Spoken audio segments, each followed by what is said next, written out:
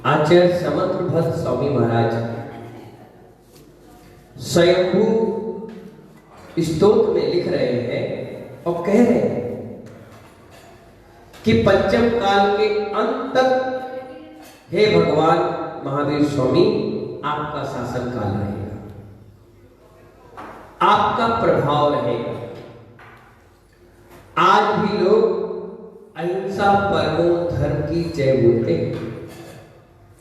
आप देखिए भगवान महावीर को गए हुए 2600 से ज्यादा वर्ष हो चुके, फिर भी किसी मंच पर जैनों के प्रोग्राम हो चाहे जैनों के प्रोग्राम हो, व्यक्ति रात्रि भोजन त्याग का समर्थन करता है, शाकाहार का समर्थन करता है, भगवान है इस चीज का समर्थन करता है, यहाँ तक कि 24 तीर्थंकर की जय घोष बोलता है।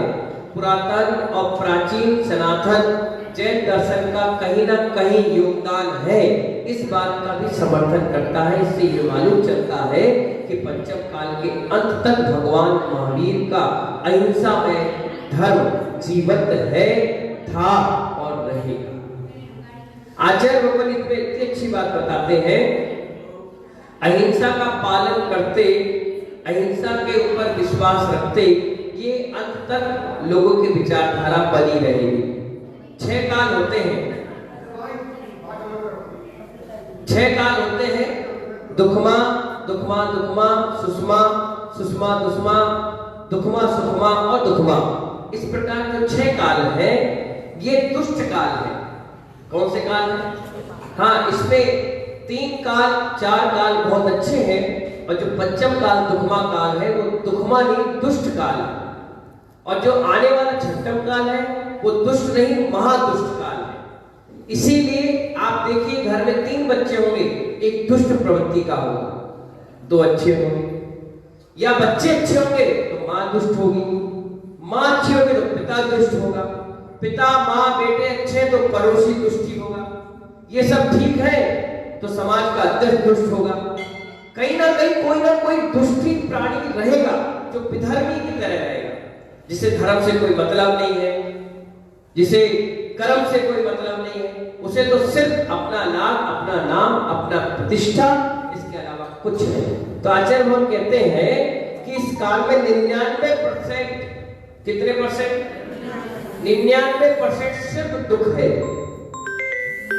पवन जी कितने परसेंट सुख आप देख रहे हो ना, जो आपको अच्छा फीलिंग आ रही है, खुश हो जाते हो, हंस लेते हो, मुस्कुरा लेते हो, परिणाम शांत रहते हैं, वे 1% है। इससे 99% ज्यादा दुख है। क्या है? दुख है।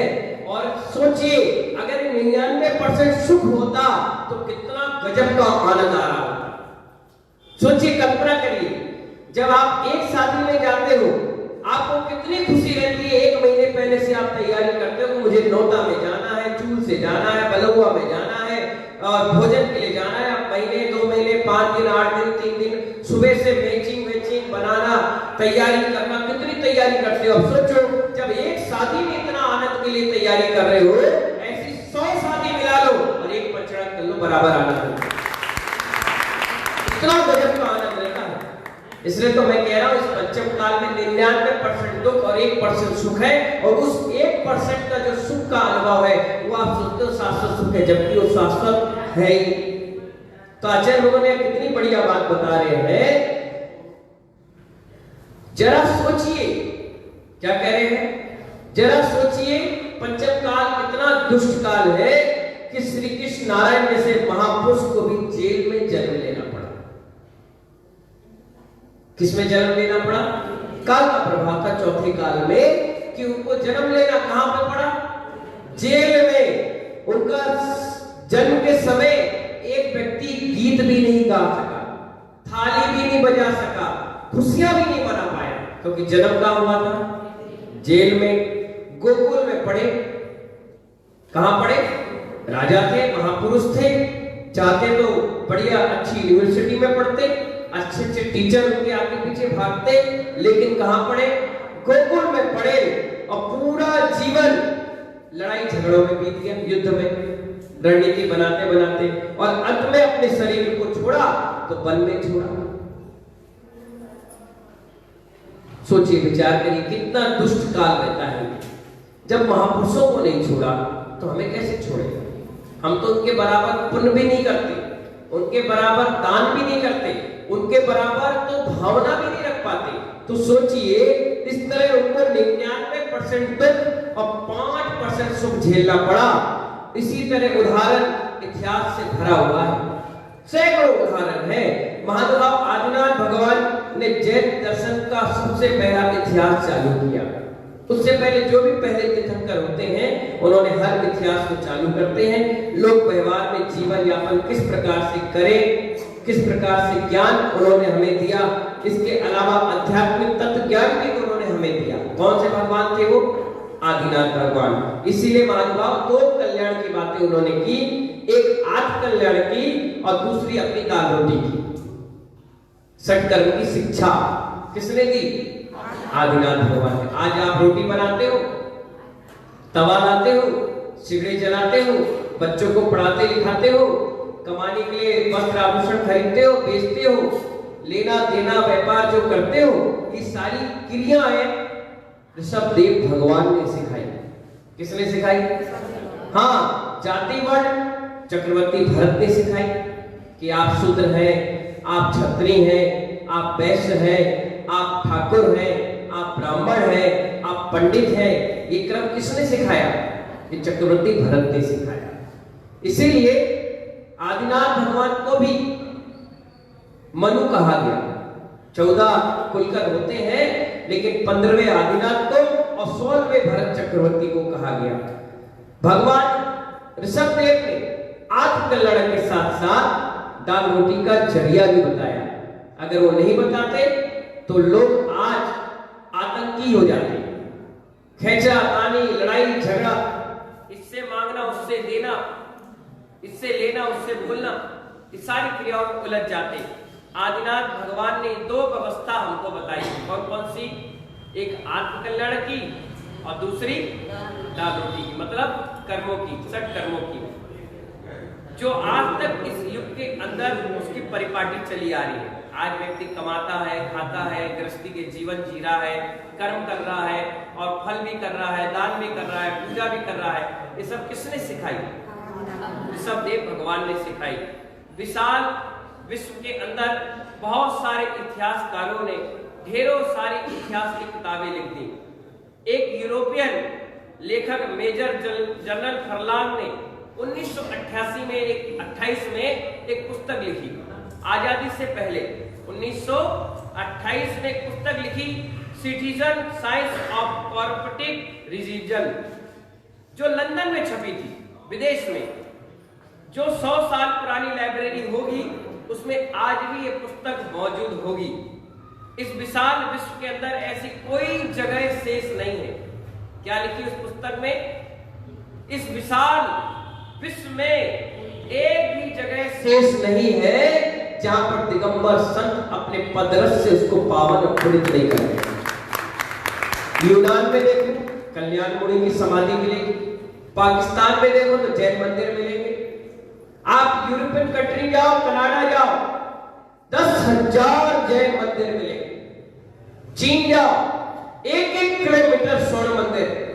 अब लोगों ने कन्वर्ट कर दिया, बात अलग है। हिंदुस्तान में देख लो, भारत में देख लो, कितने सारे विश्व के प्राचीन प्राचीन मंदिर दिगंबर जैन मंदिर।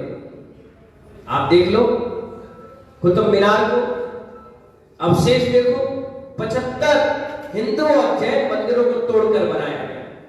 अजमेर शरीफ को देखो, बाहर गेट पे दिगंबर मूर्ति मिलेगी। मीनाक्षी मंदिर देख लो, महालक्ष्मी मंदिर देख लो, तिरुपति बालाजी देख लो, केदारनाथ, बद्रीनाथ देख लो। हर जगह जैन इतिहास से भरपूर। यहां तक कि अयोध्या की जो अवशेष निकले हैं, 2500 वर्ष पुरानी प्रतिमा भी वहां निकली, वो दिगंबर निकली। इतना बड़ा इतिहास दिगंबर जैन समाज का है। और तो और सर्वपल्ली राधाकृष्णन, डॉक्टर राधाकृष्णन ने भी एक पुस्तक लिखी, इंडियन फिलॉसफी। उसमें लिखा है प्राचीन काल में ऋषभदेव की पूजा होती थी। क्या लिखा उन्होंने? पहले तीर्थंकर थे, और उनकी पूजा होती थी। जैन धर्म बहुत प्राचीन धर्म है। पंडित जवाहरलाल नेहरू जो पहले प्रधानमंत्री बने, उन्होंने भी एक पुस्तक लिखी, discovery of India. Discovery of India नाम की पुस्तक लिखी। उसके अंदर लिखा, जैन लोग इस देश में 100% मूल निवासी है। यानी अगर जितने भी आज लोग दिख रहे हैं, ये कहीं ना कहीं जैन दर्शन से बड़े प्रभावित हैं और यही मूल निवासी है। क्या है ये? मूल निवासी है। इस तरह से हजारों किताबें लिखी गई, उन सब में जैन दर्शन की प्राचीनता का इतिहास लिखा गया है। जैन दर्शन का, जैन धर्म का लोगों पर इतना बड़ा प्रभाव है, इतना बड़ा प्रमाण है, उसके बारे में जितना लिखा जाए उतना कम। महात्मा बुद्ध हुए, उन्होंने अपनी एक पुस्तक में लिखा जो पाली भाषा में है और त्रिपिट नाम का ग्रंथ है। उसमें उन्होंने अपने आनंद नाम के शिष्य से कहा, हे आनंद, क्या कह रहे हैं अपने शिष्य से? हे आनंद, अनंत भगवान की जो परंपरा चली आ रही है, उन्होंने नाम किसी का नहीं लिया, नाम लेते तो बंद जाते, इसलिए उन्होंने कहा जो अनंत भगवान की परिपाटी चली आ रही है, उसी के अनुरूप मैं दीक्षित हो गया हूं। क्योंकि बुद्ध भी पहले क्या थे? दिगंबर। जब उनसे ये दिगंबर अवस्था की तपस्या झेल नहीं पाए, तब जाकर के उन्होंने एक अलग मार्ग बना लिया, लेकिन अहिंसा परमो धर्म को नहीं छोड़ा। वो दीक्षित हो गए और 28 मूल गुण का पालन करना प्रारंभ कर दिया। मैं भी उन्हीं का पालन करता जा रहा हूं। इस प्रकार की विचारधारा बुद्ध महात्मा की भी थी। और आगे मुझे भी उन मूल गुणों का पालन हो नहीं सक रहा है, इसलिए मैं मध्यम मार्ग स्वीकार कर रहा हूं। उन्होंने कपड़ा धारण करके पंचम काल में मध्यम मार्ग को अपनाया। सोचिए, अगर इतने सारे लोग दिगंबर होते तो आज आपको ये कहना नहीं पड़ता कि हम दिगंबर जैन हैं। समूचा विश्व दिगंबर जैन समाज के आमनाओं को मान रहा होता। आज भी देख लीजिए आप, जितने पढ़े लिखे लोग होते हैं, जो एजुकेटेड होते हैं, जो बड़े बड़े पद पर होते हैं, वो हाथ जोड़कर दिगंबर जैन समाज की तपस्या को प्रणाम करते हैं। और इसीलिए आप देखिए, पूरे डबरा में पंचकड़न जैसे अनुष्ठान तो हजारों हो चुके होंगे और अपन से ज्यादा भीड़ के हुए होंगे, अपन से ज्यादा वैभवशाली समृद्धशाली किया होगा। किसी ने भागवत की होगी, किसी ने गुरु नानक जी का कार्यक्रम किया होगा, किसी ने बौद्ध का किया होगा, किसी ने अम्बेडकर जी का किया होगा, किसी ने महात्मा गांधी का किया होगा, किसी ने अटल बिहारी का किया होगा। लेकिन सबकी निगाह जैन धर्म के मानने वालों के अनुष्ठान को देखने की एक चेष्टा होती है, एक अंदर से जिज्ञासा होती है कि लोग क्या करते हैं जो पत्थर 5 दिन में भगवान बन जाते, क्या करते हैं। और लोग रोज प्रतिदिन हमारे पास आते हैं, उस पंचकड़न को हम देख सकते हैं। मैंने कहा हाँ, वो इसमें बैठ सकते हैं? मैंने कहा बिल्कुल। सुन सकते हैं? मैंने कहा बिल्कुल। अरे कैसे भगवान बनेंगे पत्थर? आपको दिखाएंगे कैसे वो गर्भ में आए, कैसे जन्म लिया, कैसे दीक्षा ली, क्या केवल ज्ञान है, और कैसे उन्होंने मोक्ष प्राप्त कर लिया। बोले अच्छा ऐसा होता है? मैंने कहा बिल्कुल। कैसे हाथी गजर को खींचेंगे? आज तक डबरा में कभी ऐसा कार्यक्रम नहीं हुआ। हम सभी लोग देखने के उतार हुए, उत्साहित है। कितने सारे लोग आते हैं सुबह से शाम तक। मैंने कहा जैन दर्शन बहुत प्राचीन दर्शन है, हम लोग समझ नहीं पाते, हम उसको बता नहीं पाते। इस कारण हम बैकवर्ड में आ गए और बाकी सभी लोग फ्रंट पेज में आ गए। आज हम सभी लोग फोटो और नाम में उलझ कर रह गए, जातिवाद में फंस कर रह गए, तू मेरा नहीं मैं तेरा नहीं, इसमें उलझ कर रह गए। और बाकी सब लोग मैं और मेरा नहीं, हम और हमारे में है, इसलिए वो मजबूत है और हम बिखरे हुए। अभी सभी इस पंचकड़न में एकजुटता का परिचय देकर के बहुत सुंदर तरीके से विश्व शांति महायज्ञ करेंगे। पूरे विश्व में शांति की कामना के लिए अहिंसा परमो धर्म की जय घोष के साथ इस कार्यक्रम का अपन सभी लोग शुरुआत करेंगे।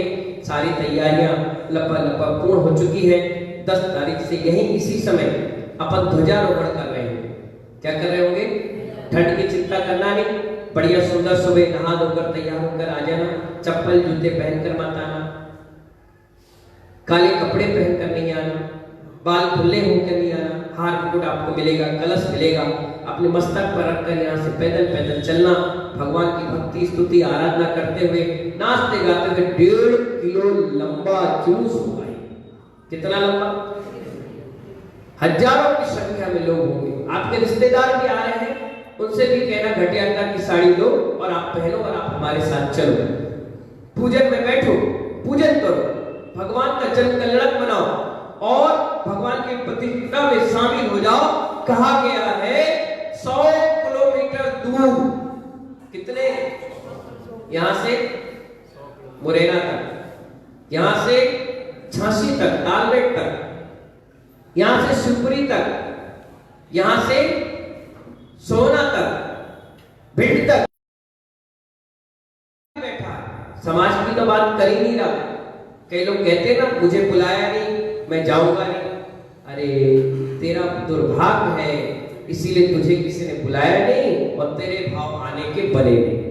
अब आप देखिए, साधु के लिए कहा गया 100 किलोमीटर दूर तक कोई ऐसा दिगंबर आचार्य उपाध्याय साधु भी अगर बैठा है और उसे कान में खबर मिल जाए, शास्त्रों में उल्लेख है, अगर उसे कान में भी खबर मिल जाए कि डबरा में पंचकर्म हो रहा है, तो बिना सिरफल के उस साधु को आ जाना चाहिए, आ जाना चाहिए बिना बुलाए। बुलाने की भी जरूरत नहीं, क्योंकि ये पंचकला प्रतिष्ठा समाज की प्रतिष्ठा नहीं है, ये भगवान चंदापुर की प्रतिष्ठा। और जो लोग ये कहते हैं ना कि मेरे पास कार्ड नहीं आया, मुझे कोई बुलाने नहीं आया, मेरी नाम नहीं छपा, मेरी फोटो नहीं छपी, मैं नहीं आऊंगा, समझ जाना इस पंचम काल का सबसे दुरात्मा और दुर्बुद्धि और मूर्ख इंसान है, जो भगवान के कार्यक्रम के लिए कह रहा है कि मुझे बुलाओ। सौभाग्य समझना चाहिए, भाग समझना चाहिए, बिना नाम फोटो के जाना चाहिए। और लोग कहेंगे अरे मैं बिना फोटो नाम के गया, मैं किसी ने पूछा नहीं। पूछना और ताजने वाले काम यहाँ नहीं चलते, भगवान की प्रतिष्ठा है। एक बात बताओ, रैली होती है काय की, आंदोलन की, उसमें कौन फोटो तुम्हारा लगाता है, कौन तुम्हारा नाम देता है? फिर भी पुलिस के डंडे खाने पहुंच जाते हो, भागते हो, नाली में गिर जाते हो, कीचड़ में गिर जाते हो, कोई धक्का दे देता है, 4 गालियां दे देता है, फिर भी वहां उदम मचाने के लिए पहुंच जाते हो, विधर्मी बन के पहुंच जाते हो। लेकिन जब विधान होगा, बलुआ होगा, कार्यक्रम होगा, तो कोई हमें पूछा नहीं। समझ जाओ, पंचम काल के दुष्ट आत्मा तुम ही, जो खुद भी उस फल की तरह हो, खुद सड़ेगा सड़ेगा और जो उसके संपर्क में रहेगा उससे सड़ा देगा, बदबू फैलाएगा, गंदगी फैलाएगा। इसीलिए महानुभाव इस सड़े फल से दूर रहकर अपने आप को बचा के, किसको बचा के रखूं? अपने परिणामों को, अपने भावनाओं को, और खूब पंचणान में सम्मिलित होकर के इस पंचणान को बहुत ऊंचाइयों तक पहुंचाइए। मेरा सभी को बहुत बहुत आशीर्वाद है। इतनी सारी पुस्तकें आपको बताई जिसमें जैन दर्शन का गुणगान किया गया है। क्या किया गया है? गुणगान किया गया है, उसकी प्रतिष्ठा बढ़ाई गई है, उसकी श्रीमती, उसकी वैभव का गुणगान किया गया है, और इसके बाद भी हम सुधर नहीं पाए, तो ये अपना दुर्भाग्य है। भाग्यहीन है हम जो इतनी बड़ी प्रतिष्ठा में जुड़ नहीं पाए। सैकड़ों लोगों की खबर आ रही जिनके पास कार्ड भी नहीं पहुंचा, वो भी कह रहे कि इतनी बड़ी प्रतिष्ठा में तो हम आएंगे। अभी तो फिर भी बहुत बड़ी सुविधाजनक आपको व्यवस्था बनाई जा रही है, गाड़ियां लगा रहे हैं, कार्ड पहुंचा रहे हैं, फोटो डाल रहे हैं, नाम डाल रहे हैं। आज से 20 साल पहले व्यक्ति को जब पता चलता था 25 साल 30 साल बाद पंचकर्म हो रहा है, तो घर से ही चटाई, एक चद्दर, एक तकिया और पूरी अचार व्यवस्था डब्बे में पैक करके पंचकर्म में जाता था, और वहीं पंडाल में सोता था, वहीं उठता था, वहीं बाहर चौड़े में नहाया धोया और पूरा पंचकर्म गजरत देख के चला जाता था। उस समय की व्यवस्थाएं इस प्रकार से थी, लोग बड़े खुश होते थे। और आज इतनी सारी व्यवस्था देने के बाद भी आदमी ये सोचता है कि मुझे बुलाए, मुझे बुलाए, मुझे बुलाए। तो यहाँ पर भगवान के द्वार पर किसी को बुलाया नहीं जाता, व्यक्ति स्वयं आता है। जब कर्म का उदय आता है तब तो कोई तुम्हें बुलाता नहीं। जब हाथ पैर टूट जाते हैं, लड़कियां भाग जाती हैं, लड़के विजातीय संबंध करते हैं, तुम्हारे शरीर में कुष्ठ रोग हो जाए, तुम्हारा हार्ट बीपी बढ़ जाए, नाक से खून बहने लग जाए, ब्रेन हेमरेज हो जाए, या कहीं गिर जाओ, टूट फूट हो जाओ, या बहुत बड़ा घाटा हो जाए, तब कहते हो क्या मेरा कार्ड में नाम नहीं दिया, मेरी फोटो नहीं दी, मुझे बुलाया नहीं, मुझे कहा नहीं। तब सुबह 4 बजे आते हैं चंदा प्रभु भगवान के द्वार पर, माथा रगड़ रगड़ के कहते हैं भगवान मुझे तू बचा ले। सुबह 6 बजे दरवाजा पीटते हो, हे मुनिराज कुछ बता दो जो इस संकट से मुझे हटा दे। महानुभाव, इस पंचम काल में तुम्हारा जन्म हुआ है, ये बहुत बड़ा संकट है। लक्ष्मण जी ने सीता से कहा था, क्या कहा था? सीता ने अपनी धर्मपत्नी से, जैसी शादी हुई तो उसकी धर्मपत्नी बोली अब शादी हुई, भैया को बनवास हुआ तो क्या जाए। उन्होंने कहा सुनो मैं वापस आ जाऊंगा, नहीं आए तो उसने क्या कहा मालूम? अगर नहीं आया तो पंचम काल का चीप कहलाऊंगा। कितनी बड़ी गाली अपने आप। अपन लोग का जन्म हुआ है, बहुत पुराना जीव हो कि 4 कदम में तुम्हें चंदा प्रभु का दरबार मिल गया, 4 कदम में उपाध्याय वैष्णव सागर विश्राम सागर का दरबार मिल गया। अच्छा है कि पचड़म के नाम से 20 दिन तुम्हें सुनने को कुछ मिल गया। नरक चले गए तो सुनने तो छोड़ो, कान में सलैया डाल दी जाएगी, आंख खोलोगे तो वहीं पर आग डाल दी जाएगी, मुंह खोलोगे तो पारा डाल दिया जाएगा। ऐसा दुल्हे इतना विकराल वो है नरक। इसलिए महानुभाव, हम नार की चीज ना बने, हम यहां से अच्छी गति में जाएं। इसलिए धार्मिक अनुष्ठान होता है, पूजा प्रतिष्ठा होती है, जुड़ करके खूब ऊंचाइयों पर अपना अच्छा काम करें, बहुत समाज तरक्की करे। इन्हीं मंगल भावनाओं के साथ सभी को बहुत मंगल आशीर्वाद। जय बोले महावीर भगवान की।